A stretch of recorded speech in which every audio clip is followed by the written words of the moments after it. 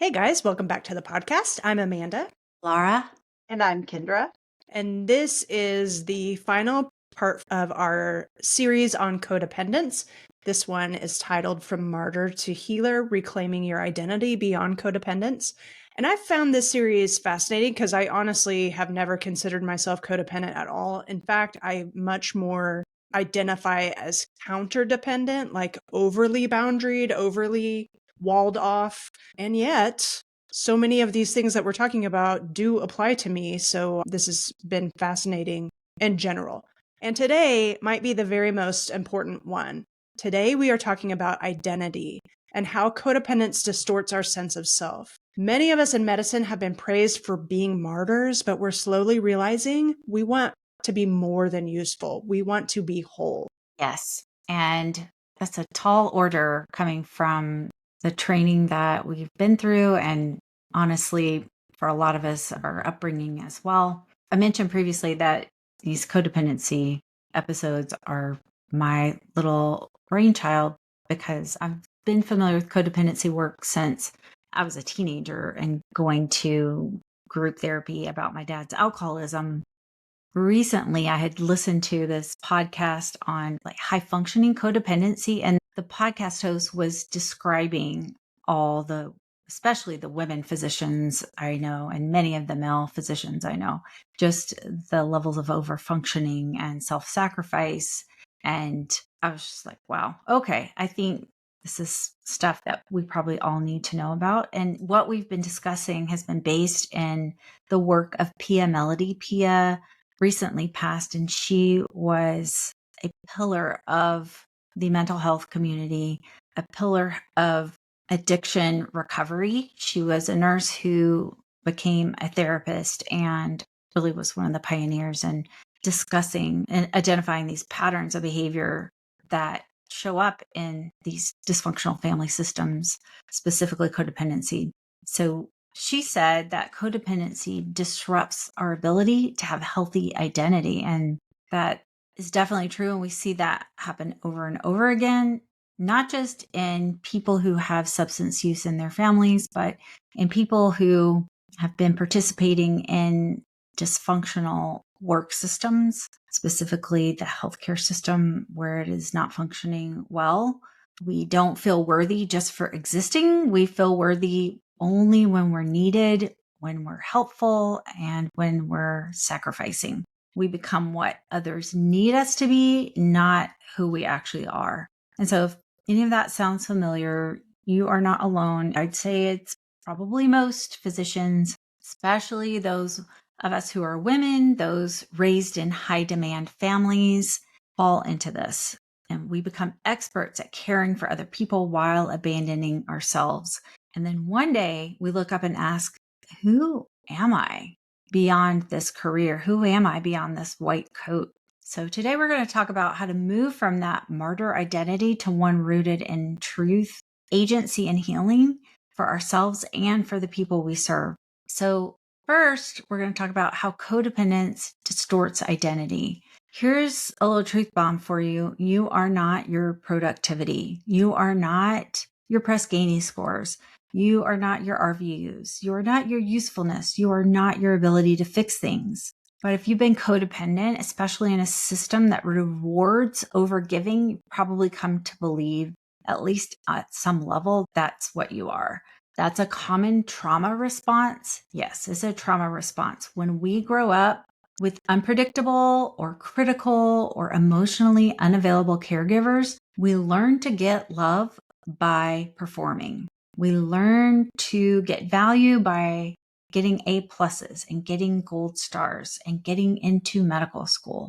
We become who people want us to be, the helper, the achiever, the rock, the one who's always okay. And then we grow up and become doctors. We're praised for being competent, calm under pressure, selfless, available. And I mean, even from our patients, I've heard over and over from clients who are in primary care, well, my patients just love that I answer their messages at 11 o'clock at night. That is great. If that's actually working for you, it's likely not It is somewhere you are suffering because they like how available you are. The system that is benefiting off of our self-sacrifice is always going to like it when we're available. And we've become so dependent on external validation a lot of times that we think, well, who are we without that? Who am I if I'm not the doctor who spends extra time, or the doctor who answers all these messages, all of them? Who am I if I'm not that person? The problem is it's not sustainable. You can do it for a week, a month, a few years. Eventually, you're going to burn out because you lose track of what you want, what you feel, what you need. And you begin to wonder, if I'm not doing all this stuff, if I'm not rescuing someone, do I even matter? That's not identity. That's role entrapment. That's where we get stuck in this identity of, I am the doctor who always does everything for everyone. I am the person who accepts every request to be on a committee or mentor someone or take extra work. That's me, but it's not you. And that's what we're hoping to show you through this episode. One of the most painful parts of codependence is this being entrapped in this identity of the over functioner, the over performer, the overdoer, the self sacrificer, and believing that our value as humans is somehow conditional on our ability to do all these things for all these people. Here's what Pia Melody teaches, and we teach this too. Your worth is innate. It's not up for negotiation. It's not tied to your role. When you can internalize that, everything shifts. And if you don't believe us, go look at the newborn nursery. Which of those babies is worth more? None of them. And they don't do a darn thing except pee and cry and poop and eat. That's it. They have infinite worth, and that does not change based on things that we do or don't do. You have infinite worth as a human being, and you're not earning it through sacrificing yourself, becoming that giving tree. That we can't stand that story, but Oh, God. becoming a stump in the ground. That's not earning worth. Yeah, it's the worst. It's so bad we have a whole podcast on it. Yes. So how do we start untangling our identity from our role? Well, the key is something called differentiation.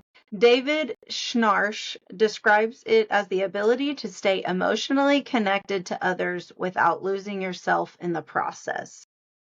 It's when you can say, I care about you, but I'm not going to abandon me to keep you happy. Yeah, that's a big one. Another truth bomb.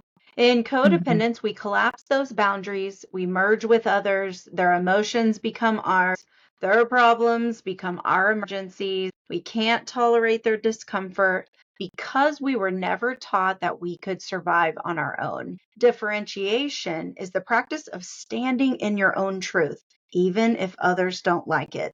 It's choosing integrity over appeasement. It's letting people be disappointed in you without making it mean you're bad or wrong or something else. And that's hard, especially for physicians, but it's also incredibly freeing. When you're differentiated, you can be a present, powerful healer without becoming the sacrificial lamb. You stop trying to earn your worth and you start living from it. Here's a reframe that might hit some chords here. You're not here to be everything to everyone. You're here to be fully yourself and let your presence be the offering. That shift changes everything. And I love this because we started a little bit touching on this idea of differentiation when we had another special guest on our podcast, the narcissist specialist, who does talk a lot about differentiation and how to, really be in a relationship with a narcissist, but just not even that, just even us, all of us that are emotionally immature. This idea of differentiation can really set you free. And also what we talked about, setting boundaries, it gives you that permission to set the boundaries, because it isn't so much that you need to give everything to everyone, but more or less getting clear on who you are so that then you can offer that to everyone else. That's so good. So now let's talk about building a post-codependent identity, because that's what we want. If you've spent your whole life being what others needed, you may not even know what you like anymore. You may not know what hobbies you prefer. You may not know even what your favorite restaurant is. That's okay. Identity after codependence isn't something you find. It is something that we're going to start to create. And so here are some tools that could help. Inner child work is great. So imagine yourself in fourth grade, or imagine yourself as a younger version of you who didn't get to have needs. What did she love? What did he long for? What did she need to hear? And then I encourage you to give that to yourself. Say those things that someone should have told him. Do the things, take the time out for her that no one else did. So inner child work. Second would be journaling prompts. Try something like, what do I want just for me? How uncomfortable even thinking of doing something just for you does it make you? If you could be fully yourself without fear, what would I do? You can also imagine, like, if the apocalypse happened and you were the only person left on Earth, would you still be doing the things that you're doing? Like, what would you actually do if there were no consequences? That could be a way to start tapping into that. I would just say, like, this was a hard one for me. I just wanted to add, because I wasn't able to make that leap to what do I want or what would I do for myself when I first started the healing process. I could not leap there. So what I did was every time I did do something, I was mindful about that thing. So, like, I was fully present, like I was intentional about doing the thing and then being present in there and being like, this feels good. I like this. Or going, spending time or whatever. Or like, I love the lake, which I always love the lake. But then it's just even more when I started doing this work, when I would go to the lake or spend time by water, really, it was really intentional for me to sit by the lake or sit on the dock and just be like, yeah, I really like this. This is doing something for my brain, my body, whatever it was. And so from there, I was able to build on that. But yeah, it was a big leap for me to think even the slightest bit like what, because I was that person. I didn't know what my hobbies were. So if you are struggling with that, or if even saying what matters for me or what if I could be fully myself, if that even sounds cringy, I just encourage you to do something and just see how you feel. Like, be mindful, be intentional, be present in that moment of whatever it is. And you may find like, oh, I really don't like this. Like, I mean, I use this example. My husband's a cattle rancher. I don't love going to the barn, but I would go there because my kids were down there and they were playing in the dirt, and when they were growing up, they loved it. And then of course my husband is in love with his cattle, so he loved to do that. But I realized I was spending time down there to be in proximity, but like the barn was dusty to me and super unorganized, and I was getting anxiety. So I'd be like, hey, I'm going to go back to the kitchen and cook something and be present in my cooking, because that's how I really like to spend my time. I do want to cook a big meal for my family to come inside and have and stuff like that. So just that little evolution of like, no, actually, I don't want to be down here in the dirty, dusty barn that's crazy unorganized. I'm gonna go back to the kitchen. And that was for me. I mean, I just had to give up that time being in proximity, knowing that, hey, they're going to come in and have this yummy dinner that I spent an hour, preparing. Love that. Like, you do have to just notice, oh, my brain likes this. My body likes this. This is where I want to go. Yeah, I wonder what you just said, Laura, is like, we definitely can sense the knots in our shoulders or the tension that builds. I wonder if some people can actually feel in their body more than they can think in their mind what they like, but just start noticing like, wow, I feel more relaxed here. Or, wow, this feels cozy to me sitting in front of a fireplace with it crackling and reading a book. Some people, I do wonder if they're more in tune with their body than I am. And could access it that way. So that would be interesting. Another thing you could do is a values inventory. Ask something like, what matters to me now? Not what was expected of me, but what feels true. Like, what do I believe? What is in tune with me? What is in integrity with me? Another thing that you can do is creative expression, really getting out of that left brain and into the right brain, doing something creative like painting, dance. I feel like cooking is a form of expression for a lot of people. Gardening, writing, not to be productive at all, but just to do something just for the creativity of it all. That gets you more in that part of your brain that can reconnect with things that give you joy in life. And then lastly, supportive relationships. Find people who love the real you, not the overfunctioning version of you. And that might take some baby steps, and it's going to take probably some starting to have some boundaries and who loves that for you and who doesn't love that for you. And then most of all, give yourself permission to stop performing. Brene Brown says it beautifully. You either walk inside your story and own it, or you stand outside your story and hustle for your worthiness. And ouch, that pretty much sums it up. You're allowed to own your story, even the messy, complicated, still in progress parts. Actually, especially those. You are more than a fixer. You are more than a giver. You are a human being worthy of rest, joy, boundaries, and love. Preach. Yeah, really preach it. So, our dear listeners, if you're waking up to the truth that your identity is not your title, your pager, your call schedule, or your sacrifice, welcome. You're not falling apart. You're actually falling into alignment, and we are here for it, and we love that for you. So, I hope this helps. I hope this whole series has just brought about awareness, that you've been able to notice a few things, not felt condemned or disappointed in what you haven't done this far, but more or less like, okay, I see that, and now what am I going to do? This was my story. Now that I'm aware, I can own it, and now I can be who I really want to be. So, as always, leave us a review and help us help other doctors find us and move us up on the list. And if anything resonated, as always, shoot us a quick email, podcast@thewholephysician.com.